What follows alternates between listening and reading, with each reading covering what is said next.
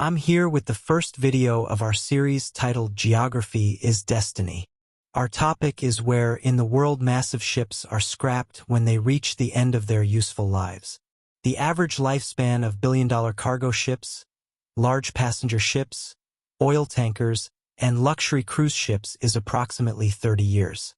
After that, due to increasing malfunctions, repairs, general maintenance, and higher insurance costs due to their age, at a certain point, the cost of a new ship becomes more expensive, so these ships are discarded. So what happens to a discarded ship? Of course, it has to be taken somewhere and dismantled. So, my question to you is this: in which geography or where, on which continent, in which country is a huge hotel cruise ship scrapped? In Europe? In America? Of course not. In these countries, first of all, dismantling such a huge vessel requires a considerable amount of time and labor.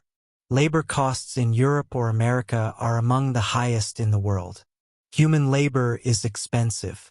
Before human labor, you need to take high-level safety precautions, and safety is expensive in these regions. At the same time, you must comply with environmental regulations and not make noise.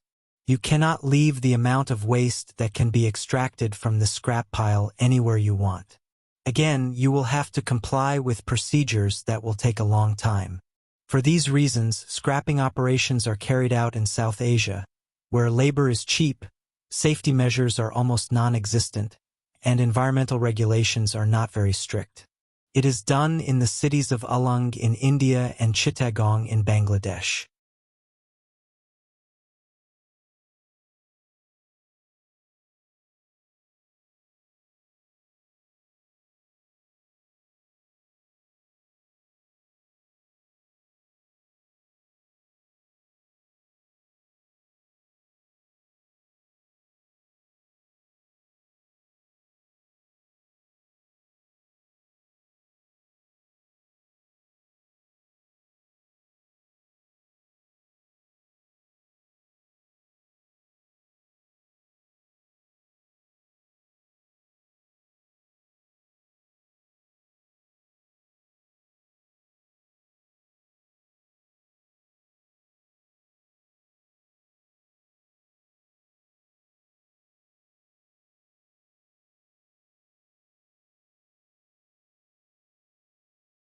These ships are, so to speak, on these shores.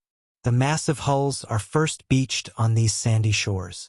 Hundreds of workers enter these ships that have reached the end of their useful life. First of all, this work is extremely dangerous.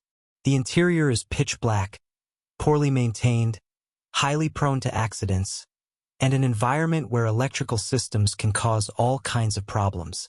First, the valuable parts are removed. Copper cables, machines, engines, everything from the household items in the salons, swimming pools, theaters, cinemas, restaurants, discos, and gyms is slowly removed. The ship becomes unrecognizable. There are no parts left to remove. Only the skeleton remains, which can be cut with welding machines. This complete dismantling process can take up to 2 years. It is one of the most dangerous jobs in the world. Workers labor with almost zero safety precautions. The interior is extremely dirty and muddy. There is no time to go to the toilet while working. Toilet needs are taken care of inside the ship. Not everyone has protective gloves on their hands. Machinery or crane operators work to climb onto tall ships. It is a very noisy environment, and everyone is responsible for their own safety. Workers fall from heights. They breathe in toxic gases. In the dark or due to insufficient precautions, sometimes dozens of tons of metal fall on them. This is because the cut metal pieces are randomly dropped from high up. It is unclear how well it is checked whether anyone is underneath. Sometimes the dead are not even noticed. Most workers do not even have the proper equipment. Despite the ship's rusty iron cables being very dangerous, you can even see workers handling them with their bare hands. Sometimes fuel leaks during dismantling operations and workers are affected by it. Asbestos is removed and workers are exposed to this carcinogenic substance. Various chemicals get on the workers' hands and bodies.